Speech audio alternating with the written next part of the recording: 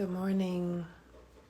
It's still morning here in Los Angeles, and I wanted to come and talk a little about my own spiritual journey, and I'm wanting to talk about it because I feel like I hear a lot of conversations online around spirituality and religion and things like that. That come from this perspective of there's only one way to access God, creator, source.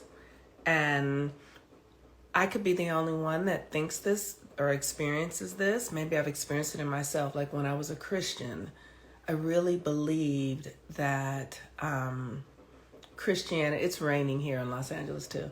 Like I really believed that Christianity was the only way, that if people didn't believe in Jesus Christ as their personal Lord and Savior, that they did not have access to the Creator. I really believed it. And when I left Christianity and began to study, because I really took it seriously and I started studying, and I studied a little bit of Islam, and I studied Hinduism, and I studied Buddhism, and I found in most spaces that there was an undercurrent that this is the right way.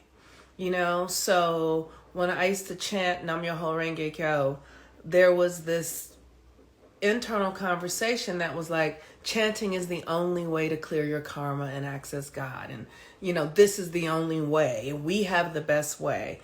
And I think everybody has to figure it out for themselves. But what I discovered is that there is not one way to access God. Christianity does not have the monopoly on it. Islam doesn't have the monopoly on it. Buddhism doesn't have the monopoly on it. The way I live my life now doesn't have the monopoly on it. There are as many ways to access God as there are humans on the planet. Why? Because God, the divine, the source, is all that there is. There is nothing outside of it. And what I have discovered in my own personal experience is that I had to study to understand the nature of reality. And then I had to do the work to heal my trauma that would allow me to actually experience the nature of reality. Because the belief systems, the meanings that I had been given, like there's only one way to access God. If you are this color, you're superior. If you have this much money, you're better off. If you're this, you're like all of those meanings occurred as trauma in my perception, in my belief system, in my emotional body that were blocking me from actually accessing the experience of the divine. And I remember when I really first deeply committed to the work, when I was like 47 years old, I reached the age that my mother was when she died. My mother had a heart attack when she was 47. And when I was 47, I was like, oh, wow, this is the age that I'm outliving both of my parents. My father died when I was 13, my mother when I was 47. And so I sat down when I was 47. I just sat on my sofa and I was like, okay, I literally just talked out loud. I was like, okay, Creator God, if you are here, if you want me to do something with my life, if I am in this dimension for a reason, if I'm here for a reason, it's time for you to let me know what it is, and it's time for me to get clear because I'm wasting my time. like nothing in my life had given me a sense of connection and fulfillment within myself that made me feel like I was on purpose. There was meaning. There was really real meaning in my life. And so I sat down and said that, and I just said, I basically said, look, you're either going to use me or I'm leaving. That's what I said. You're either going to make use of this reality, this body, this system, this me, or I'm out of here because I think there are better things to do in the universe than just be around, trying to pay bills and rent and trying to find a partner. Like, that shit is boring to me. Like, I have no interest in that. Like, this is not an interesting game. And that's when the universe started responding to me. That is when I said, what are you doing? What's happening? That is when the universe said, okay, she's serious. And from that moment on, every day, that was when I was 47, I am now 55.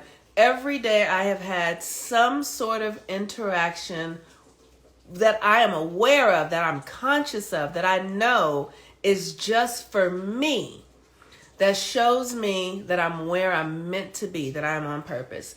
And in this journey, like when I first started, I started meditating and praying, and Spirit would say to me, there is purpose for you. There's a journey.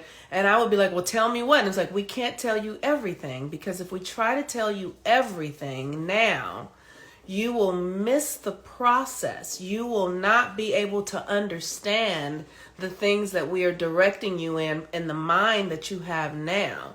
So you have to go step by step. You have to walk on faith. You have to trust the process. And I remember one night I was asleep on my sofa. It was a very interesting thing. And it's something that I have often when I have a lot of kind of spiritual connections with Spirit, but sometimes I have visitations from spirits, and it's weird because it's like I'm asleep, but my spirit will get up out of my body. It's so fucking weird. It's weird to talk. It's like I'm asleep, but my spirit will get up out of my body, and I will be able to see my body. And I will know that I'm a spirit, like I can feel myself, but I see myself laying down. And I'm just in this other dimension. So that one night I woke up and I was laying down and my body was there. And I was out of my body and Christ was here. And I literally, it was like I knew it. It was the most surreal experience because it was familiar to me. I was like, oh. And I said to Christ, what are you doing here? And I don't want to gender it, because it was a spirit. It wasn't a physical form. And I said, what are you doing here? I'm not a Christian. And the Spirit said back to me, I'm not either. I was like, oh, the Spirit said back to me, Christ said back to me, I am not either. And there was just an essence of me relaxing. And then I woke up that next morning realizing that I had had a visitation from the consciousness of Christ. And like I said, I have had those kinds of experiences before, not with Christ. Like one time I had a visitation from the spirit of my mother. And I was out of my body. I was in my spirit self, and my mother was here. I couldn't see her. Right? I couldn't see my mother, but I knew it was my mother. And because I could feel the spirit of her, the essence of her, the energy of her. And so the reason that I wanted to come today to talk is because I just really want to remind myself and others that your journey into your connection to the divine is unique, and there is no one way. And I have been in many of religions. I have believed myself that this is the only way to do it, or that is the only way to do it. And I have tested things out. And what I have discovered is that there is no only way. The way that you commune with the Creator, experience the Creator, is unique to you. Now, one way that I have found that is supportive is astrology, because what we're actually working with is energies. And what I've discovered is that all of the planets are alive, and they all are energetic beings. Every single one of them, including the sun, which is the Christ presence.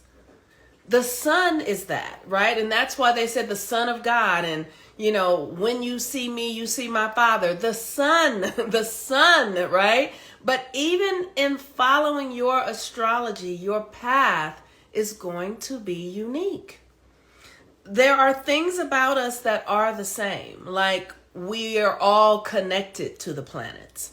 We all have the same ingredients, but those ingredients have different percentages and function differently within each person. And it is your responsibility to find out how you are meant to function. I have access to the spirit realm. Why? Because I'm a Pisces rising with a Virgo sun. And that polarity is the spirit realm and the earth realm. So in the earth realm, I have access to the spirit realm, which is why I have encounters with spirits. The other day I was doing a reading for a woman that I had never done a reading for. And right before the reading, my stomach started gurgling and I was like, what is going on? And I had to go to the bathroom, and then I came back and I got on a call with her, and I was like, girl, I gotta go because I have to call you back because my body is not allowing me to do this reading. And I went back to the bathroom, and then when I was coming out of the bathroom, I stopped and I said, what is going on? And I heard the spirit say, I'm her ancestor inside of me, but the spirit was with me and it was moving through my system and making it so that I could not really relax. And so then when I got back on the phone with her, she was like, oh, my stomach has been really bothering me and blah, blah, blah, blah, blah, blah, blah. And so I said to her, who in your family is dead? Who's dead? And she's like, my father. And I was like, okay, so I'm thinking maybe that's that. And I'm looking through her chart and I'm like, okay, maybe that's it. But then my stomach keeps going. And I said, that's not who it is. Who else is dead? Who else is dead? And she said, my mother's mother.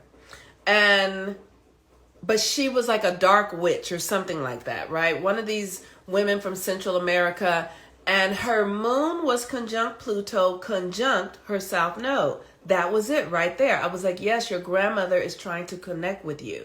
Your grandmother wants you to do prayer work and ritual with her to connect with her because she has information for you to help you access your power. But because her grandmother she was told that her grandmother was dark or evil, she wasn't willing to connect with these energies. But Pluto conjunct the moon is power, and it's power through the shadow. So I got that information through my spirit. Then I was able to give it to her. But I really want us all to understand that your connection to the divine, there is not one way. And if I don't know how, like, there's a part of me that, I guess my ego just really wants people to understand that your path to the divine is unique. There is no one size fits all. You do not have to believe in Jesus Christ as your personal Lord and Savior. That is false. And the reason these religions were created is because when we went into the dark ages, which is about the Earth's relationship, the Earth's geographical relationship on the spin of its axis to the sun, to light, right? Let there be light. God is light. And so when the Earth is tilted in a certain way, we're getting more darkness in our psyche rather than light. So that was the Dark Ages. And when the Dark Ages came upon us, they started writing down the process of accessing the light, which is the sun. They started writing it down. And just if you can imagine that game, when you whisper something in one person's ear and they whisper it in another person's ear and they whisper, and 50 people down, then the person out at the end says what they heard, and then the person at the beginning sees how much it changes. That's what these religions are. These religions are information that have been passed down from generation to generation, stories that have been told over and over and over again from one person to the next that have taken on new meanings, so much so now that we are being told that we have to believe in Muhammad, Jesus, these external characters that are actually internal processes to access the divine inside of yourself. And people believe it, and people are fighting for it and dying over it, but that is because it is misinformation. They are misinformed. And for instance, the word Israel. Israel is, stands for Isis. Ra stands for the sun. Isis is the moon. Ra is the sun. El is God. So when you are able to harmonize the energy of the moon, the energy of the sun, you access God within you. When you are able to harmonize your feminine energy is the moon, your masculine energy is the sun, within you, you access the Christ consciousness, God inside of you. And then you can say, when you see me, you see my Father who has sent me. You know, that is because what the character Jesus did was harmonize the masculine energy and the feminine energy within him so that he could access the God power. And then they deified him in story and narrative. Because then we would give all of our power to some external force. You give your money, you give your power, you give your time, you give your belief systems to an external force, but it has nothing to do with an external force. And so what we're watching right now on the planet is people, these wars and all of these things, because people have denied the energy within them. They're denying their own feminine power. And when the feminine power goes denied, it becomes a shadow. Because the shadow means you will cast an energy over your psyche that you won't be able to see the truth. And the truth is that we are one. The truth is that when you kill another, you are actually killing the divine. And this is why, in my understanding, I'm like, the people who are calling themselves the children of Israel could not be the children of Israel, because in order to access Israel, you access the divine within yourself. And when you know that you are one with all things, you would not take the life of another. You would actually, you might not even defend yourself, because you understand that death is not real. You understand that in defending yourself, you are holding on to a system that is false. Like, this earth realm is simply a game. It's just not real.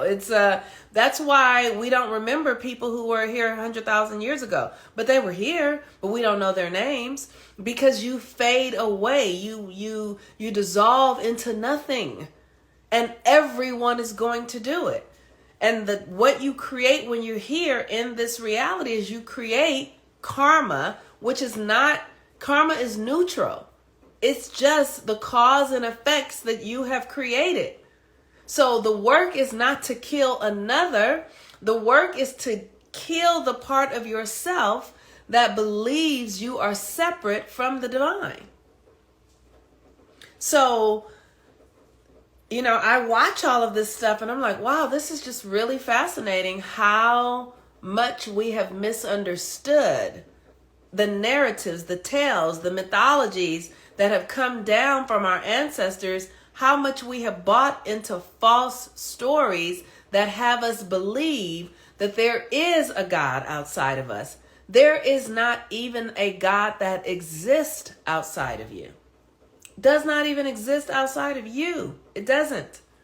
So if you can't accept what you see in your reality and understand that it is all your projection, it is all your, and how do you know it's your projection? Because the story you tell about it. If you can love everything, if you can love the person who murdered your brother, then you are loving the part of yourself that is ignorant, and you're healing that part of yourself. Now, I'm not saying it's easy. It is not easy. It is a rigorous path. It is not for the faint of heart. And many of us might not even be able to access that level of love and compassion for ourselves to understand what oneness really is. It has been my deepest work, and I work with it through this narration around racism. If I can understand the benefit of racism, if I can find within myself the benefit of a system that is as brutal as racism and how I'm benefiting from it, then I can own it. Then it won't have any power over me, and I will have power over it, right? So, because the love is the only thing that transcends here. And you're not loving another, you're loving the part of yourself that is in this experience. It doesn't have anything to do with anybody else. You're loving the part of yourself that is perceiving racism. You're loving the part of yourself that is perceiving a boogeyman. You're loving the part of yourself that is perceiving that somebody is out to get you. You're loving the part of yourself that doesn't think it's safe in the world in a black body. You're loving the part of yourself as a woman that thinks you need a man to validate you. You're loving the part of yourself that thinks that you are unworthy of love unless somebody else says that you're worthy of love. This is the ascension process. To give the parts of yourself that feel like they don't have what they need, everything that they need. That is how you do it. So I felt unworthy because I was in a black body. Oh, I hate myself because I'm in the system that says I'm not good enough because I'm in a black body. Well, how can I heal that part of myself? So I love myself. I love myself just as I am. I love my brown skin. I love my kinky hair. I love my nose. I love my full lips. I love my almond eyes. I love my body. I love the struggle of black people. I love it. I love it. And in loving it, and in surrendering to the love of it, it opens up and gives me gifts. Because love will transcend it. I love that my father was a drug dealer. I love that my mother was a prostitute. I love that my grandmother was the product of a rape by a white man. I love it. And because loving it will invite me into a new experience of it energetically, that opens me up and gives me the wisdom and the magic and the power and the insight of those experiences, so those experiences no longer have power over me. And it is a process. It is a process. And so I really hope that you all are doing the work, because as Pluto moves into Aquarius tomorrow, we have this profound opportunity to open up into our own unique pathway into the divine. And it's not a one size fits all. You don't need to believe that Jesus Christ is your personal Lord and Savior. That is a narration or a belief from Christianity. It is not true. We believe it's true. We've been convinced that it's true. But just because we believe and been convinced that it doesn't mean that it's true. It is not true. What you need to believe is that you are lovable in every way. I've been watching this show on Amazon called The Chosen. It is a story about Jesus Christ's life. And there are things about it that are very problematic for me, like all the characters. Mostly the main characters are all white. It's the characters of the Bible were not white-skinned people. They were brown-skinned people. And so be it. But once I was able to really get through that and see the man and his mission, this is a story about a man who loves unconditionally. Unconditionally. who does not tell anybody that they need to believe in him. This is a man who loves the prostitute, who loves the tax collector, who loves them as they are, who does not say you need to be anything other than who and what you are. Just accepts people at the way that they are functioning. Like the sun. The sun does not turn off because you are pissed off at yourself. The sun does not stop shining on you because you are unkind to yourself. The sun does not abandon you because you don't have money or you have a lot of money. This is the nature of Christ. To be unconditional. To love everyone the same because it is your nature to love. You're not loving people because they are worthy of love. You're loving people because it is your nature to love. Like, it's so common sense to me. It's like, I'm not going to love you when you're this way or when you're that way. I love you because I am loving. I'm not going to stop loving you because you're a narcissist or because you're unkind. I might stop dealing with you because I can't function the way that I'm meant to function. But love is breath. Love is breathing. Love is beating heart. I cannot stop functioning the way I'm meant to function because someone is not behaving the way I want them to behave. Like, this is the nature of Christ. To be an aspect of love because that is who you are. You cannot turn it off the way you cannot turn off your heart, the way you cannot turn off your breath. It just is. And that is what the mission and the mythological energy of Christ is. It is loving. Even if you're killing me, even if you're hanging me on a cross, I cannot stop loving because that is the nature of who I am. It just is. So, all of this stuff about you got to believe this, you got to believe that, it's all bullshit. It's all a waste of energy. It's all draining your life force. And the best thing you can do really is about loving every part of yourself. The part of yourselves that you don't want to love, the part of yourself that you feel is undeserving of love, the part of yourself that you hate, the part of yourself that eats too much, the part of yourself that slept with him when you knew you shouldn't sleep with him, the part of yourself that spent that money when you knew you didn't have it, the part of yourself that didn't tell the truth all of those parts of yourself, those are the parts of yourself that need your love. The parts of yourself that don't believe in yourself, the parts in yourself that are lazy, the parts of you, all of those parts of yourself are the parts of you that deserve and need your love. And when you love all of those parts of yourself, you will find God. You will find an energy and a power that is so undeniable. It has nothing to do with you being a Christian. It has nothing to do with how much money you have. It has nothing to do with, you cannot earn it. You can't earn it. You cannot. But you can fulfill it. You can restore it, but it is not earned. It was already given. It is innate within you. Can you bring your attention to it? Can you put your focus on it?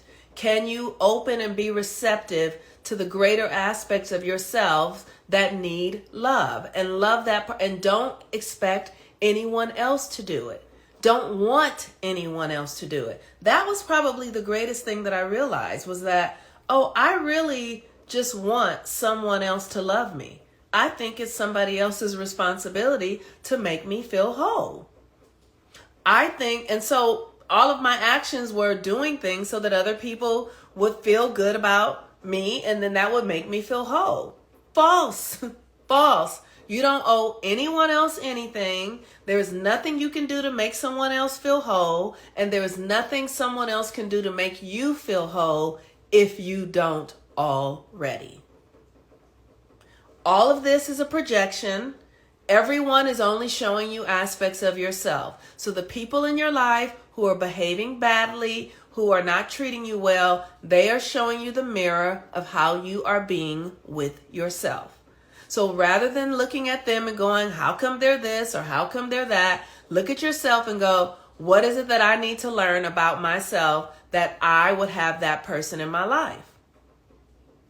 Once I realized that I was in a long-term relationship, long-term friendship, because I believed that that person was prettier than me, and I wanted to be around somebody who I thought was pretty because I was a child and I thought that person was pretty. Once I started to turn around and look at myself and say, you are pretty, you are gorgeous, I no longer needed that relationship to make me feel whole and valid any longer. Once I turned my attention on myself, and then that relationship went away because I was fueling that relationship with the beauty of my own energy, because I thought they were beautiful and I was not. So I was fueling them energetically with my spiritual energy, giving it to them. And once I stopped doing that, that relationship didn't have a leg to stand on any longer, because I wasn't holding up that pedestal any longer. So it's a beautiful time, you all. Come home to yourself. Come home to yourself. Value yourself above all others. And when you do that, you will access an energetic frequency of the divine that is like nothing else you've ever experienced. And the magic of the universe will open up to you. Literally, now I just think things and they come into existence. It is surreal how magical my power is getting because I am absolutely with myself. And it's not been easy. It's not been easy, but it is worth it. It is worth it. And what I know is that most women that we have to find the courage. We have to find the courage to be devoted to ourselves. And sometimes that might mean cutting cords with men. I have cut every cord that I have had with every man in my life, every single one of them, because I was pedestaling them in some unusual, unconscious way. That has nothing to do with them. That has everything to do with me.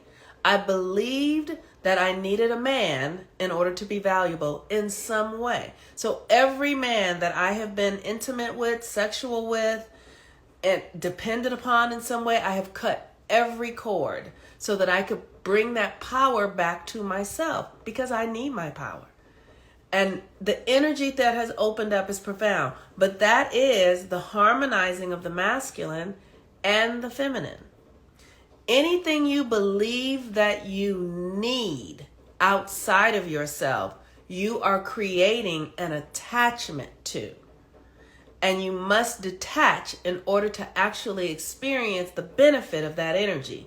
You cannot function in need. Any relationship that is based in need is going to drain your energy, because we have everything we need within us. All right, y'all. Peace and blessings. Have a really beautiful day. Bye-bye.